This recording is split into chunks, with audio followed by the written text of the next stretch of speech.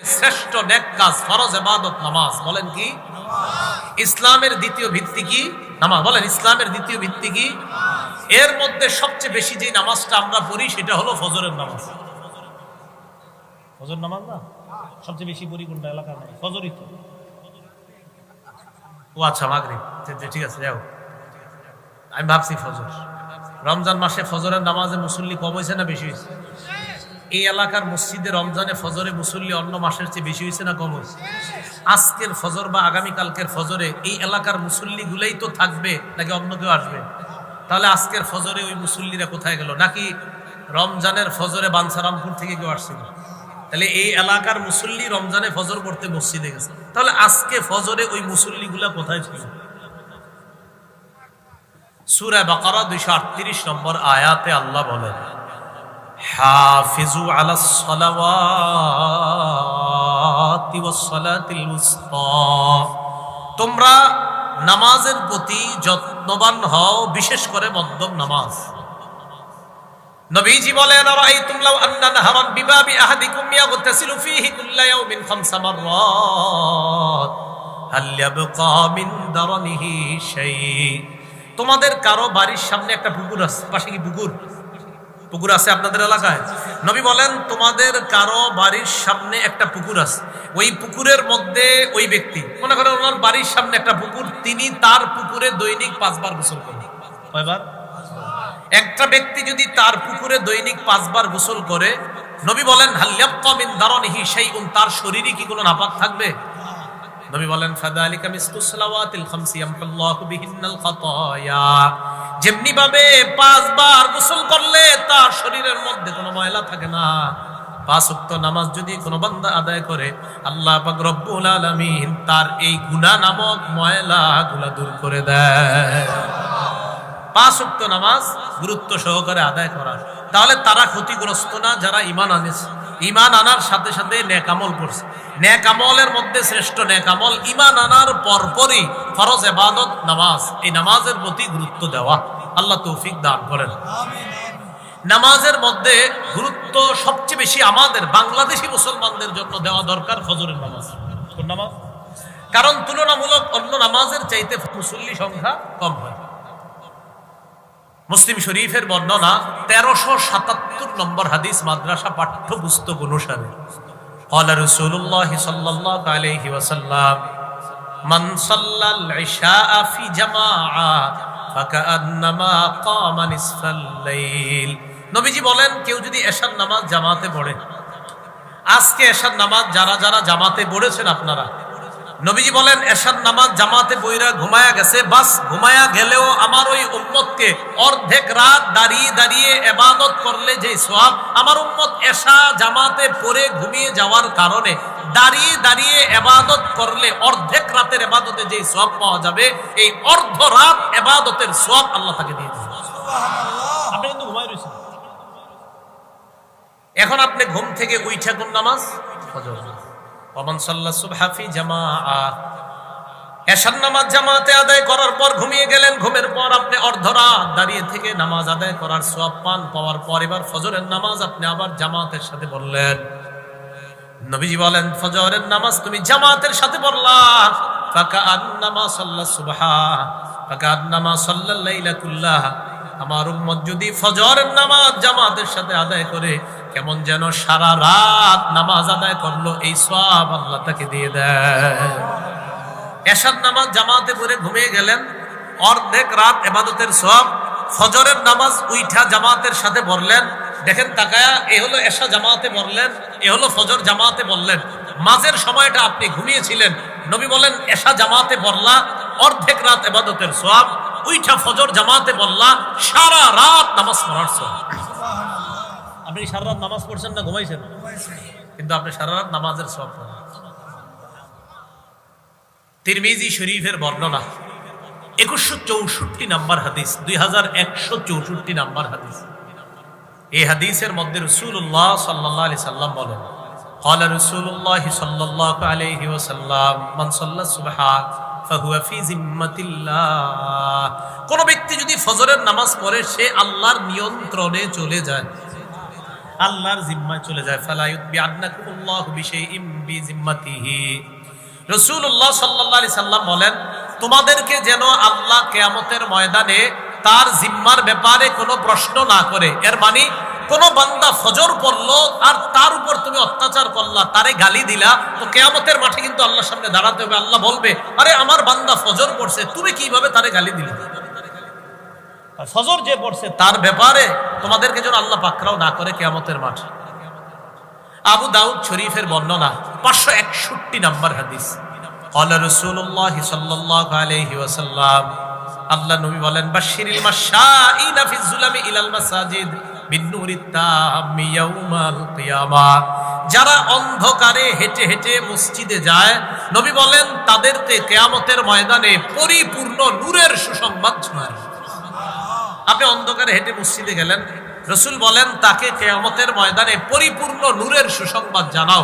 আমার বান্দা দুনিয়াতে অন্ধকারে হেঁটে মসজিদে গেছে, কিয়ামতের ময়দানে আল্লাহ তাকে নূর দান করবেন, এই নূরের সুসংবাদ তাকে জানায় দাও।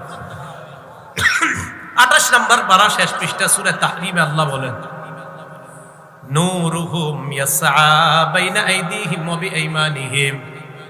কিয়ামতের ময়দানে ঈমানদাররা যখন চলবে, পুরা কমপ্লিট নূরের একটা প্যাকেটের মধ্যে ঈমানদার থাকবে, একদম পুরা চারপাশে নূরে, নূরের মধ্যে ঈমানদার হাঁটতে থাকবে।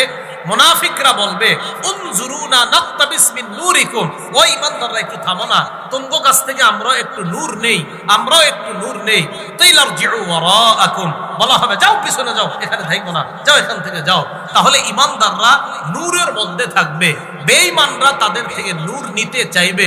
রাসূল বলেন ফজর যে পড়ে, এশা যে পড়ে, অন্ধকারে হাইটে হাইটে মসজিদে যায়, এদেরকে কিয়ামতের ময়দানে এই নূরের সুসংবাদ জানানো হয়েছে। তো আপনারা ফজর না পড়লে এই নূরের প্যাকেটে কেমনে ঢুকবেন? আল্লাহ আমল করার তৌফিক দান করেন। তাহলে ইল্লাল্লাযীনা আমানু, যারা ঈমান এনেছে তারা ক্ষতিগ্রস্ত না। আর নেক আমল, নেক আমলের মধ্যে শ্রেষ্ঠ ইবাদত, ফরজ ইবাদতের মধ্যে সেটা হলো নামাজ। ইসলামের ভিত্তি প্রথম কালিমা, পরে দ্বিতীয় ভিত্তির নাম নামাজ। মুসলিম শরীফের বর্ণনা 1322 নম্বর হাদিস।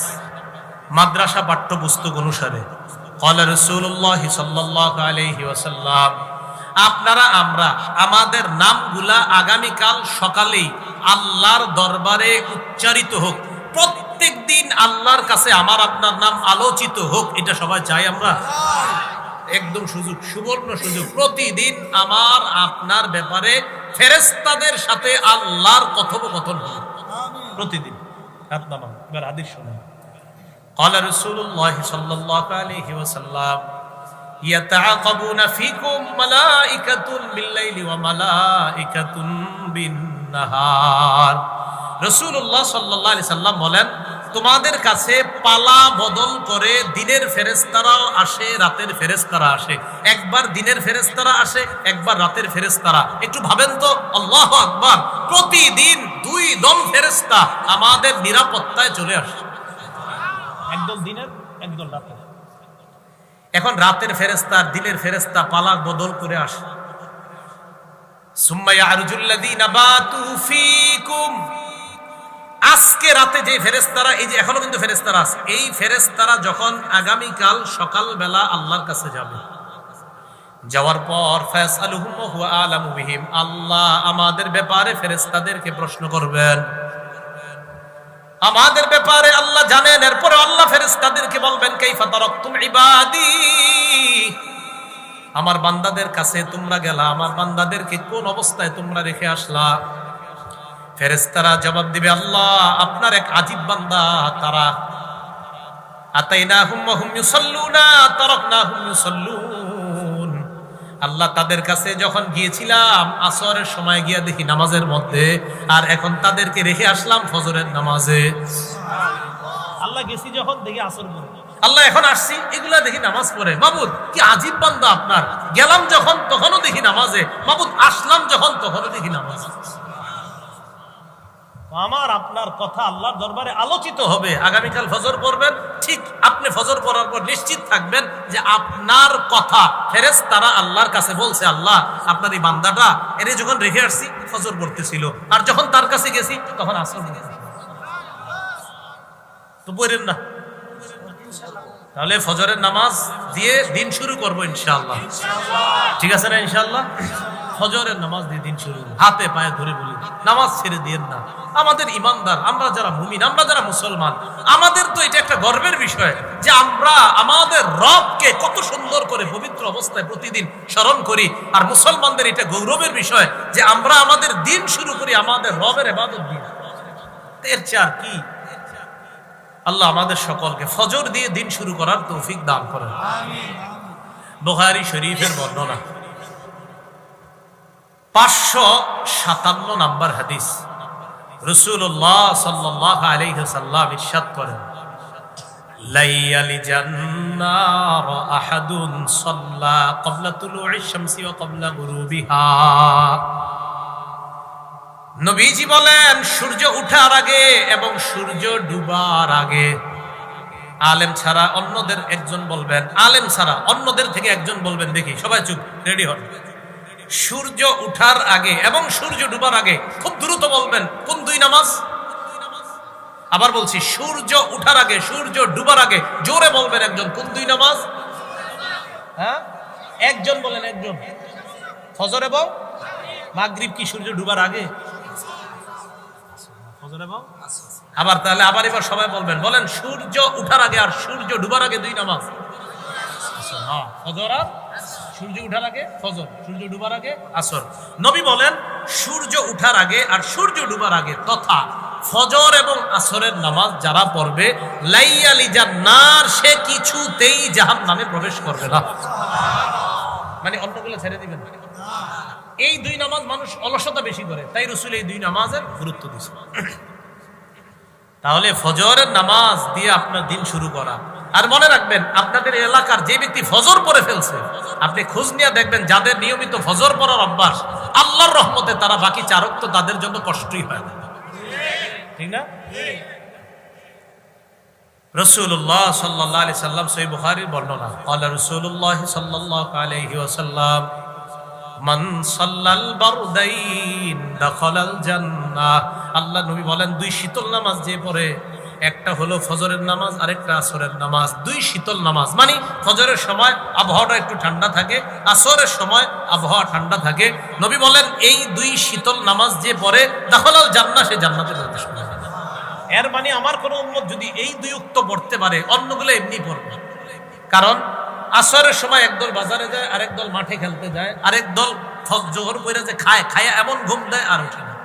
আর ফজরের সময় অলসতার কথা আর কি বলবো। তো এই দুই নামাজ যদি কেউ পড়তে পারে, তো নিশ্চিত থাকবেন অন্যগুলো ইনশাল্লাহ পড়তে পারে। মুনাফিকির খাতায় নাম যেন আমাদের মরণের আগে কখনোই লেখা না হয়। কারা কারা চাই? চাইতো সবাই ইনশাল্লাহ? ক্বালা রাসূলুল্লাহ সাল্লাল্লাহু আলাইহি ওয়াসাল্লাম, লাইসা শাইউন আসকালা আলাল মুনাফিকিন, লাইসা সালাতুন আসকালা আলাল মুনাফিকিনা মিন সালাতিল ফজর ওয়া সালাতিল ইশা। নবীজি বলেন মুনাফিকদের কাছে দুইটা নামাজ সবচেয়ে কষ্টকর, দুইটা নামাজ সবচেয়ে ভারী। বলেন মুনাফিকদের কাছে কয়টা নামাজ সবচেয়ে ভারী? আচ্ছা, মুনাফিক কেন বলছে? মানে ইমানদারদের মাঝে একদল দাবি করে ইমানদার, একদল দাবি করে ইমানদার, কিন্তু কাজে করবে আসলে ইমানদার না। তো ইমানদারদের মধ্যে কেউ যদি এমন হয় যে ফজর তোর ভাল লাগে না, কি লেগে হুজুর আজানটা দেয়, আর যদি এশার নামাজের সময় তোর কি দরকার, নবী বলেন ফজর আর এশার নামাজ মুনাফিকদের কাছে সবচেয়ে ভারী নামাজ। তাহলে বলেন তো কয় দুই নামাজ মুনাফিকদের কাছে সবচেয়ে ভারী? ফজর আর এশা। নবী বলেন লাউ ইয়ালামুনা মা ফীহিমা, মানুষ যদি জানতো ফজর নামাজ আর এশার নামাজের কি উপকার, লা আতাউহুমা ওয়ালাউ হাবওয়া, মানুষ গড়াগড়ি করে হলেও, হামাগুড়ি দিয়ে হলেও, প্যারালাইজ হয়ে যাওয়ার পর দৌড়ায় দৌড়ায় না পারে, হেঁটে হেঁটে না পারে, ওই লোকটা গড়াগড়ি করে মাটির মধ্যে গড়াগড়ি করে হলেও ফজর আর এশার নামাজ মসজিদে গিয়ে আদায় করত, যদি ফজিলত জানতো। ফজর আর এশার নামাজের কি ফায়দা মানুষ যদি জানতো, গড়ায়া গড়ায়া হলেও মসজিদে গিয়ে ফজর আর এশার নামাজ আদায় করত। তাহলে মুনাফিকদের কাছে কয় নামাজ ভারী? ফজর আর এশা। আল্লাহ আমগো নাম যেন মুনাফিকদের খাতায় না লেখে। ফজর, এশা আর আসর, তিন নামাজের খুব গুরুত্ব পেয়ে গেলাম। এই নামাজগুলা সহ বাকিগুলো তো এমনি সহজ আমাদের জন্য, আল্লাহ আদায় করার তৌফিক দান করেন। উমরা আর হজের সওয়াব প্রতিদিন চান কারা কারা? টাকা নাই কিন্তু উমরা হজের সওয়াব ডেলি পাইবে, একদম সত্যি, কালকে সকালেও পাইবে যদি চান। রাসূলুল্লাহ সাল্লাল্লাহু আলাইহি সাল্লাম বলেন, মান সাল্লাল গাদাতা ফি জামাআ, কোন ব্যক্তি ফজরের নামাজ পড়ছে জামাতের সাথে, সুম্মা কাদা ইয়াজকুরুল্লাহ হাত্তা তাতলুআ শামস, নামাজ পড়ার পর বসে বসে জিকির করতেছে, কথার কথা আপনার সুবহানাল্লাহ, আলহামদুলিল্লাহ, লা ইলাহা ইল্লাল্লাহ, আল্লাহু আকবার, জিকির করতে করতে সূর্য উঠে গেছে। ফজর পড়ছে, পড়ার পর জিকির করতেছে, জিকির করতে করতে সূর্য উঠছে। সূর্য ওঠার পর হারাম সময় চলে যাওয়ার পর সুম্মা সাল্লা রাকাতাইন, এরপর 2 রাকাত নামাজ আদায় করে। আবার বলছি, ফজর বললেন, সূর্য ওঠা পর্যন্ত আপনার যা মন চায়, কোরআন পড়তে মন চায় পড়েন, জিকির করতে মন চায় করেন, তালিমে বসতে মন চায় বসেন। তো আপনি বসে আছেন, সুবহানাল্লাহ আলহামদুলিল্লাহ, মানে দুনিয়াবি কোনো কাজে আপনি নাই, আপনি ফজর নামাজ পড়ার পর দুনিয়াবি কোনো কাজ না করে হয়তো তেলাওয়াতে আছেন, না হয় কেউ ভালো কথা বলতেছে এটা শুনতেছেন, না হয় তালিম হইতেছে বসে বসে শুনতেছেন, এইগুলা করার পর সূর্য উঠে গেছে। সূর্য ওঠার পর যে হারাম সময় আছে আপনার, এই হারাম সময় চলে যাওয়ার পর আপনি 2 রাকাত নামাজ পড়লেন, রাসূল বলেন কানাত লাহু কাজরি হাজ্জাতিন ওয়া উমরা, আল্লাহ তাকে একটা হজ একটা উমরার সওয়াব দেন। সুবহানাল্লাহ, ডেইলি করার সুযোগ আছে না? করে না, আপনি তো ব্যাগ লিয়ে চলে যান, একটু পরে যান, একটু সময় নেন, বিবিরে বলেন নাস্তা নাস্তা সব রেডি রাখবা, আবার বিবির উপর জুলুম করে না, রেডি রাখবা মানে কি, তুমি ফজর পড়বা, ফজরের পর তেলাওয়াত করবা, এরপর নাস্তা বানাবা, রেডি রাখবা। আমি মসজিদ থেকে আইসা, যদি অফিস তাড়াতাড়ি হয় তো আমি আইসাই একটা ব্যাগে দিয়ে দিবা, বাড়ি নিয়ে চলে যাব, গাড়িতে বসে বসে খেয়ে বলবো, কেন আমার ইবাদতটা যেন না ছুটে, যদি পারেন আর কি চেষ্টা করবেন, আল্লাহ তৌফিক দান করেন। তাহলে হজ উমরার সওয়াব, এই ফজিলত অর্জন করার সুবর্ণ সুযোগ, ঠিক না? আল্লাহ আমাদেরকে আমল করার তৌফিক দান করেন। তো বলছিলাম ফজরের নামাজটা আমরা গুরুত্ব দিব, ফজরের নামাজ দিয়ে আমাদের দিন শুরু করব। তো ইল্লাল্লাযীনা আমানু, তারা ক্ষতিগ্রস্ত না যারা ঈমান এনেছে, ওয়া আমিলুস সলিহাত, নেক কাজ করেছে, তারা ক্ষতিগ্রস্ত না। এখন কথা হলো, প্রচুর আমল জমা করছেন। কথার কথা, আপনাদের এলাকার আব্দুর রহিম শনি রবি সোম মঙ্গল বুধ বৃহস্পতি 6 দিন 5-6 30 ওয়াক্ত নামাজ পড়ছে। শুক্রবার দিন সকালবেলা ফজর পড়ছে হলো 31, জুমা পড়ছে হলো 32 ওয়াক্ত নামাজ পড়ার পর এক জায়গায় রওনা করছে। কিও আব্দুর রহিম, কই যাও? তো বলতেছে আল্লাহর ওলির কবর জিয়ারত করতে যাও। মাশাআল্লাহ, যাও। তো আল্লাহর ওলির কবর জিয়ারত করা ভালো কাজ, মাশাআল্লাহ। আল্লাহর ওলির কবর জিয়ারত করছে, করার পর এবার আল্লাহর ওলিরে বলতেছে, বাবা আমার তো এই ঝামেলা, আপনি আমার এই ঝামেলাগুলা দূর করে দেন। সূরা জুমারের 65 নম্বর আয়াতে আল্লাহ নবীকে কি বলে দেখেন, লাইন্না শারাকতা লা ইয়াহবাতান্না আমালুকা ওয়া লা তাকুনান্না মিনাল খাসিরিন। নবী, আপনি যদি শিরিক করেন আপনার সব আমল বরবাদ হয়ে যাবে। নবী, আপনি যদি শিরিক করেন আপনার আমলনামা বরবাদ। কোন নবী শিরিক করবে এই কথা আমরা কল্পনা করতে পারি না, কিন্তু আল্লাহ ধমকটা কারে দিচ্ছে নবীকে, নবী আপনি শিরিক করেন আপনার আমল বরবাদ। আচ্ছা, নবীর মাধ্যমে তো আল্লাহ আমাদেরকে বুঝাইতেছে, দেখো উম্মত, একজন নবীরে আমি বললাম, ও নবী আপনি শিরিক করলে আমলনামা বরবাদ। কোন নবী? শ্রেষ্ঠ নবী, আমাদের নবীকে বলতেছে আপনি শিরিক করলে আমল সব বরবাদ। তো আমার আপনার কি অবস্থা হবে? তো আমল করলেন 32 ওয়াক্ত নামাজ পড়ে, এমন এক কাজ করলেন সব শেষ হয়ে গেল। তো বলতে চাইলাম, আমল নামা জমা করার পর এটা নষ্ট করে দিব না। সূরা মুহাম্মদের 33 নম্বর আয়াতে আল্লাহ বলেন, ইয়া আইয়ুহাল্লাযীনা আমানু আতিউল্লাহ ওয়া আতিউর রাসূলা ওয়া আতিউর রাসূলা ওয়া লা তুবতিলু আ'মালাকুম। হে ঈমানদারগণ, তোমরা আল্লাহর আনুগত্য করো, রাসূলুল্লাহ সাল্লাল্লাহু আলাইহি সাল্লামের আনুগত্য করো, আর তোমরা তোমাদের আমলগুলো নষ্ট করে দিও না, তোমরা তোমাদের আমলগুলো বাতিল করে দিও না। তাহলে কষ্ট করে আমলনামা জমা করলাম, এখন বুদ্ধিমানের কাজ হলো এই আমলনামাগুলা ধরে রাখা, আমলগুলা নষ্ট না করা। আপনাদের এলাকার এক ব্যক্তি 10 বছর যাবত আমল করতেছে, এই আমলে কোনোদিন শিরিক করে নাই, কুফরি করে নাই, কিচ্ছু করে নাই। 10 বছর এই বেচারার কোনো কারণে তার অবস্থা ভালো হয় না, ব্যবসা ধরে লস খায়, বিদেশ যাইতে যাবে মাইর খায়, এরকম হতে পারে। এই ব্যক্তি 10 বছর পর একজনের কাছে সন্ধান পাইছে অমুক জায়গায় একজন জ্যোতিষী আছে, জ্যোতিষীর কাছে গেছে। এখন ওই ব্যক্তি বেচারা ওই জ্যোতিষীর কাছে গেছে। খুব মন দিয়ে শোনেন, জ্যোতিষীর কাছে যাওয়ার পর জ্যোতিষী তার হাত দেখতেছে, গণক তার হাত দেখতেছে। তো হাতের মধ্যে আপনার অনেক দাগ। যারা দেখবেন খেতে খামারে কাজ করে হাতে এমনি অনেক দাগ করে, হুদাই জ্যোতিষী হাতে দাগ তো আপনার যেই পরিমাণ থাকা দরকার এর চেয়ে অনেক বেশি আছে, সমস্যা আছে হুদাই, মানে বলে দেন এই বেটার তো এমনি সমস্যা লেগে গেছে। হে আবার বললে কি এমনি সমস্যা হইতেছে, সাধারণত বলবে আর কি। দেখবেন সব গণক আর জ্যোতিষীরা সাধারণত আপনারা বলবে আপনার সমস্যা। আচ্ছা সমস্যা হয় না কার দুনিয়া দিনে পড়ে? সমস্যা পড়ে না কোন মানুষ? তো সবাই পড়ে। যখন পড়বে 2 দিন পরে বলবে হ্যাঁ উনি বলাতে না, উনি বলাতে না, আপনি পড়তেন এমনি পড়তেন, হে বলছে এই জন্য না। আমিও যদি আপনাদেরকে বলি আপনারা সমস্যায় পড়তে পারেন তো আমি জ্যোতিষী? আশ্চর্য কথা। রাসূলুল্লাহ সাল্লাল্লাহু আলাইহি সাল্লাম যেটা বলছে এটা শুনে নেবেন। মান আতা আররাফা ফাসাদ্দাকাহু বিমা ইয়াকুল ফাকাদ কাফারা আলা উনজিলা ফাকাদ কাফারা বিমা উনজিলা আলা মুহাম্মাদিন সাল্লাল্লাহু আলাইহি ওয়াসাল্লাম। কোন ব্যক্তি যদি জ্যোতিষীর কাছে যায়, জ্যোতিষীর কথা বিশ্বাস করে, গণকের কথা বিশ্বাস করে, আল্লাহ নবী বলেন আমি নবীর উপর আল্লাহ যা নাজিল করেছেন এই লোকটা সব অস্বীকার করলো। যে ব্যক্তি গণকের কাছে যায়, জ্যোতিষীর কাছে যায় আর যা বলে বিশ্বাস করে নেয়, সে কেমন যেন মুহাম্মদ সাল্লাল্লাহু আলাইহি সাল্লামের উপর যা আল্লাহ নাজিল করছে সে সব অস্বীকার করছে। সে 10 বছর ইবাদত করে লাভ হলো কি? সব শেষ করে দিল। তো বলছিলাম ইল্লাল্লাযীনা আমানু, তারা ক্ষতিগ্রস্ত না যারা ঈমান এনেছে, ওয়া আমিলুস সলিহাত, নেক কাজ করেছে। ভাই এখন বলেন নেক কাজ করেছে, বলেন ধরে রেখেছে। শুধু বললে হবে না, এটা ধরে রাখতে হবে। আপনি নষ্ট করে দিলে হবে না, এটা ধরে রাখতে হবে নেক আমলটা। তাহলে নেক কাজ করেছে না, না ধরে রেখেছে। নেক কাজ তো করলেন, করার পর এমন এক কাজ করছেন সব শেষ।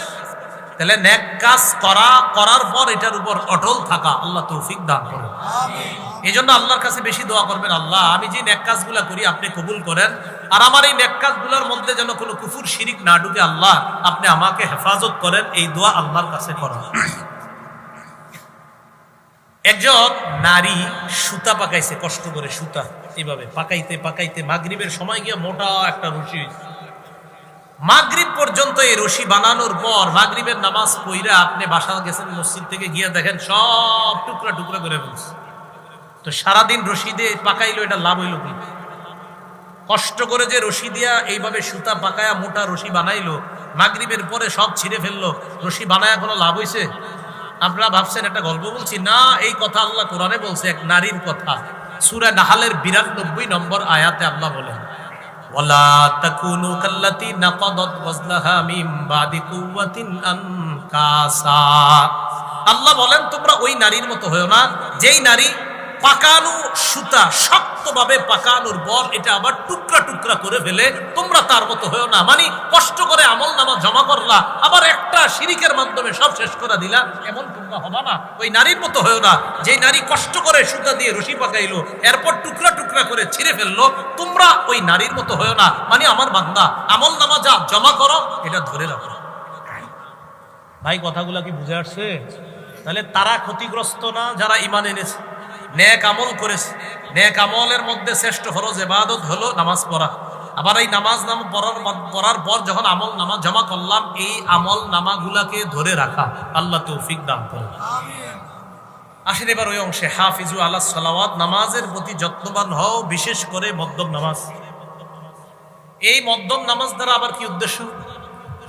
মুফাসসিরিনে কেরাম অনেক উদ্দেশ্য লেখছে, বাকি হাদিস দ্বারা বোঝা যায় মধ্যম নামাজ দ্বারা আসরের নামাজ উদ্দেশ্য। কোন নামাজ? সহিহ বুখারীর বর্ণনা 6396 নম্বর হাদিস। খন্দকের যুদ্ধের দিন রাসূলুল্লাহ সাল্লাল্লাহু আলাইহি সাল্লাম বলেন, মালা আল্লাহু কুবুরাহুম ওয়া বুয়ুতাহুম নারা শাগালুনা আন সালাতিল উসতা হাত্তা গাবাতিশ শামস। তাদের কবর, তাদের বাড়িগুলা আল্লাহ আগুন দ্বারা পরিপূর্ণ করুক। তারা আমাদেরকে মধ্যম নামাজ থেকে দূরে রাখছে, গাফেল করে রাখছে, আমাদেরকে মধ্যম নামাজ থেকে অন্য কাজে ব্যস্ত করে রাখছে। সঠিক সময়ে আমরা মধ্যম নামাজটা পড়তে পারি নাই কাফেরদের কারণে। নবী বলতেছেন এমনকি সূর্য ডুবে গেল। আচ্ছা বলেন তো কোন নামাজ পড়ার পর সূর্য ডুবে? তাহলে হাদিস দ্বারা বোঝা যায় এটা আসরের নামাজ। নামাজ, মধ্যম নামাজ, আসরের নামাজ। আর আসরের নামাজের গুরুত্ব তো বললাম। সহিহ বুখারীর 552 নম্বর হাদিস, রাসূলুল্লাহ সাল্লাল্লাহু আলাইহি সাল্লাম বলেন, আল্লাযী তাফুতুহু সালাতুল আসর ফাকাআন্নামা ফুতিরা মালুহু ওয়া আহলুহু। কোন ব্যক্তির যদি আসরের নামাজ ছুটে যায়, কেমন যেন তার ধন সম্পদ সন্তান সব ধ্বংস হয়ে যায়। আগামীকাল আসর পড়ার পর চা দোকানের সামনে যাবেন, যাওয়ার পর একজনে বলবেন, কি আব্দুর রহমান, আসর নামাজ পড়ছো না? পড়ি নাই। পড়বা না? কাপড়টা ভালো না। যেটা আমাদের দেশে বলে কাপড়, প্রত্যেক দিন এর কাপড় ভালো না। এই যতবার নামাজের কথা বলবেন এতবার কয় আমার কাপড়। একদিন বলবেন, তোমার কাপড় যেদিন ভালো থাকে ওই দিন আমারে ফোন করে জানায়। কাপড় ভালো না বলে প্রত্যেকদিন, তা আপনি বলবেন, আব্দুর রহিম আসর পড়ছো না? পড়ি নাই। পড়বা না? ভাই কাপড়টা ভালো না। আপনি বলবেন, সন্তান কয়জন? বলবে 5 জন। সম্পদ আছে? বলবে 20 বিঘা। আপনি বলবেন, না তোমার 20 বিঘা নাই তো, সন্তান 5 জনও নাই। কি নাই মানে? তোমার সন্তানগুলা সমস্যা হয়ে গেছে এক জায়গায়, আর তোমার 20 বিঘা জমিনের উপরে একটা সমস্যা হয়েছে। আরে কি কর তুমি? এই যে 20 বিঘা জমিন পুরো আমার সন্তান তো 3 জন ঢাকা ইউনিভার্সিটি বিভিন্ন জায়গায়, আর 2 জন অমুক জায়গায় আছে। মানে সন্তানে কি সমস্যা হয়েছে বলো? টেনশনে পড়ে গেছে। তখন আপনি বলবেন, তুমি যে আসর বড় নাই, নবীজি বলছে যে আসর না পড়ে তার সম্পদ সন্তান ধ্বংস হয়ে যাওয়া আর আসর না পড়া একই কথা। তো তুমি যেহেতু আসর বড় নাই, তো এগুলা তোমার থাইকা লাভ কি? তাই বললাম এগুলা নাই। যে আসরের নামাজ ছেড়ে দেয় তার ধন সম্পদ সন্তান ছুটে যাওয়া একই কথা। আল্লাহ বুঝার তৌফিক দান করেন। পরিবারকে নামাজের কথা বলবেন। দোকানদার যারা, তাদেরকে নামাজের কথা দাওয়াত দেন। দোকানদারকে বলেন, ভাই নামাজের সময় শাটারটা লাগায় মসজিদে যাও। আল্লাহ বলেন, ওয়ামুর আহলাকা বিসসালাত। নবী আপনি আপনার পরিবারকে নামাজের কথা বলেন। দেখেন একটু পরে আল্লাহ বলতেছে, লা নাসআলুকা রিজকা। নবী আপনি বলে দেন, আমি আল্লাহ তোমাদের কাছে রিজিক চাই না। আচ্ছা, নামাজের সাথে রিজিকের কি সম্পর্ক? খুব মন দিয়ে বুঝেন কথাটা। নামাজের কথা আল্লাহ বললেন, পরে রিজিকের কথা। মানে কি? নামাজ আর রিজিকের সম্পর্কটা কোথায়? 5 জন কাস্টমার আসছে, দোকানদার এই দিক দিয়ে শাটার লাগাবে কিনা, ওই দিক দিয়ে একামত। দেখেন, একামত কাস্টমার দোকান, একামত কাস্টমার দোকান, একামত চলছে। দোকানদারের সামনে 3 জন কাস্টমার, এবার দোকানের শাটার লাগাবে কিনা চিন্তিত, যে নামাজে যাবো না কাস্টমার ছাড়বো, নামাজে যাবো না কাস্টমার ছাড়বো। আল্লাহ কয়, বান্দা নামাজে যাও, আমি তোমার থেকে রিজিক চাই না। নাহনু নারযুকুকা। আরে দোকানে শাটার লাগাও, আমি তো রিজিক দেই। রিজিক তো আমি দেই, তুমি শাটার লাগাও, যাও নামাজে যাও। তুমি মাস শেষে হিসাব করো, যে শাটার লাগায় নামাজে যায় নাই আর তুমি নামাজে গিয়েছো, হিসাব মিলায় এদিক সেদিক দেখো, তুমি এগিয়ে আছো। তো দেখছেন নামাজের সাথে রিজিকের সম্পর্ক। আল্লাহ কয়, নামাজের আদেশ দেন, আমি তোমার কাছে রিজিক চাই না। আমি জানেন না এই আয়াতে টেনশনে পড়ছি, চিন্তিত হয়ে গেলাম। আচ্ছা, রিজিকের সাথে নামাজের কি সম্পর্ক? তখন আল্লাহ বুঝ দিয়ে দিল, হ্যাঁ, মানুষ রিজিকের চিন্তা অনেক সময় নামাজ পড়ে না। আরেকটু পরে যাচ্ছি, আরেকটু পরে যাচ্ছি, আরেকটু পরে যাচ্ছি। আরে কেন ভাই? কাস্টমার 2 জন কাস্টমার আর 3 জন কাস্টমার, আরেকটু পরে যাচ্ছি। আল্লাহ ভাই, না না, তুমি নামাজ পড়ো, আমি তো রিজিক তোমাকে দিব। তুমি রিজিকের টেনশনে নামাজ পড়বা না, মানে কি ব্যাপারটা? আল্লাহ কথাগুলা বুঝার তৌফিক দান করেন। বলেন, নামাজের সময় আমাদের রিজিকের যে পেরেশানি, যে না না একটু পরে যাই, একটু না না একটু পরে না, আগে নামাজ, পরে ওই চিন্তা। কারণ আমার রিজিকের দায়িত্ব কার? এই জন্য মনে রাখবেন, বৈধ পন্থায় হালাল রিজিক তালাশ করা, অবৈধ পন্থায় হালাল রিজিক তালাশ না করা। বৈধ পন্থায় হালাল রিজিক তালাশ করা, হালাল রিজিক তালাশ করা মানে আমি একজন মুসলমান, নামাজের সময় বাস নামাজ করি, ব্যবসার সময় বাস ব্যবসা করি, খালাস। আমার নামাজের সময় হয়েছে, শাটার লাগাইয়া দিছি। আপনি মদিনায় যান, নামাজের সময় হবে, বাস যত কাস্টমারই থাকুক, কোনো কাজ হবে না। এটা অনেক আগের কথা, 1999, তখন আমি বাচ্চা মানুষ। তখন আমি দেখছি নামাজের আজান হয়েছে, শাটার লাগছে, কে আছে, কতজন দোকানে আছে জানা নাই, সব যাও নামাজে।